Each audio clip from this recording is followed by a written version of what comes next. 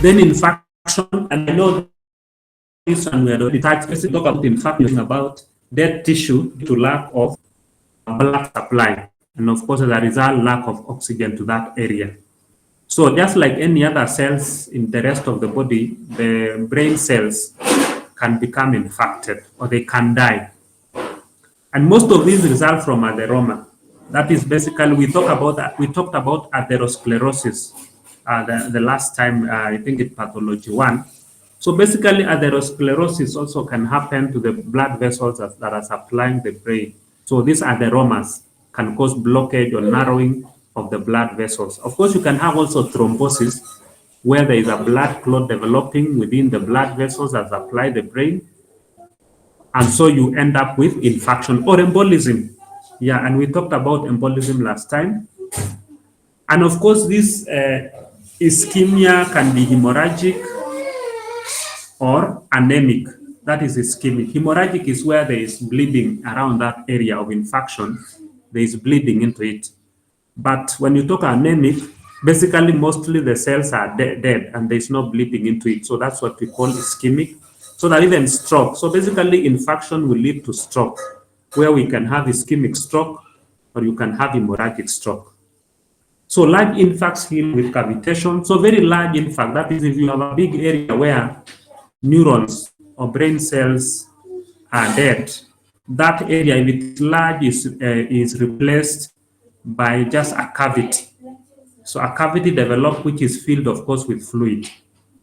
And it can also be replaced by gliosis. That is the astrocyte proliferating, increasing in number. So unlike other tissues in cerebral infarction, a neutrophilic response is only transient. So unlike other tissues where there is infarction, in the brain, in the cerebrum, there is neutrophilic response is only transient. And remember, neutrophilic is basically where there is acute inflammation, where there are neutrophils. So in the brain, there will be neutrophil, just it will be transient. That is for a very short time. And macrophage infiltration dominates. So we have macrophages, the neuroglial cells, the microglial cells dominating the cellular reaction from about 2 days post-infarction. So by the second day after infarction, mostly if you are to look at that brain under the microscope, those cells, you'll find mostly macrophages there, or the microglia predominating. So this infarction is accompanied by proliferation of small blood vessels at the margins of the infected territory. So the area that has been infected around it, at the margins, there is proliferation of small blood vessels. So there's an increase in number of the blood vessels around that area at the margins of the infected territory. Then glial proliferation, the gliosis, is equivalent of granulation tissue in infarcts elsewhere in the body. Remember, when we talked about in Pathology 1, we talked about granulation tissue. So gliosis is an equivalent of granulation tissue in the brain. And this one is intended to fill the infected territory. So the infected areas, we have said, is either there's a cavity forming or there's gliosis. The resulting glioscar is formed not of fibrous tissue, but of the cell bodies and process of astrocytes.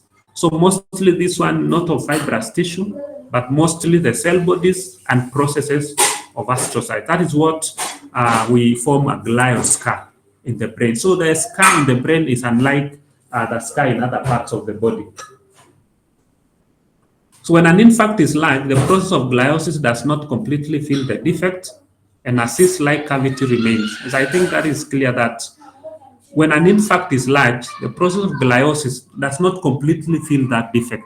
And so we end up with a cyst-like cavity which remains lined by dense astrocytic tissue. So lining that cyst basically is a fluid-filled cavity. So whenever you hear about a cyst, it is a structure that is filled with fluid. Yeah, mostly, of course, if the fluid is passed, that one we'll call an abscess. But mostly this one is just fluid, which is not passed. So we call that a cyst. Yeah, so that defect would mostly be filled by cyst-like cavity that has fluid in it.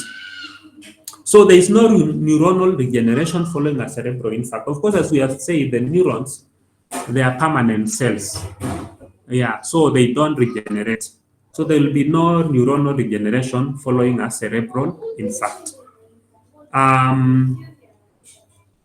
But some of the early clinical manifestation of cerebral infarction may be due to edema occurring in the relatively undamaged tissue at the margins of the infarcted territory. So there will be a territory that has dead cells, dead neurons, but around it, they usually tend to be edema, the swelling. And this is one of the things that most of the causes a clinical manifestation like headache and so on. And maybe even sometimes some people may go into coma because of cerebral edema. And remember, in an adult, if there is an edema, the swelling, remember the brain in an adult that doesn't have the capacity because the bones, the skull bones are fused. So there is no space for expansion. So one of the effects now that what will happen with if there is edema and swelling, there will be pressure to the brain. And so the person is likely to present with severe headache and among other things. And even they may go into coma. Yeah, so that edema may be what, and that is why one of the things that we do when we have these infarcts, when we have a stroke, we give some things to reduce edema. We give diuretics to try and reduce fluids from the body, to try and actually try to treat that headache that is resulting from cerebral infarct. So this edema resolves and explains some of the clinical improvement which a patient may experience with time. So generally, this edema with time may resolve. That is, the edema resolves or disappears. Either, of course, if you give treatment, for example, if you give diuretics, then you are likely to have it resolving faster. And so with time, if the injury was not severe, you are likely to start having improvement. If it was a headache, then the headache will disappear because the edema is resolving with time.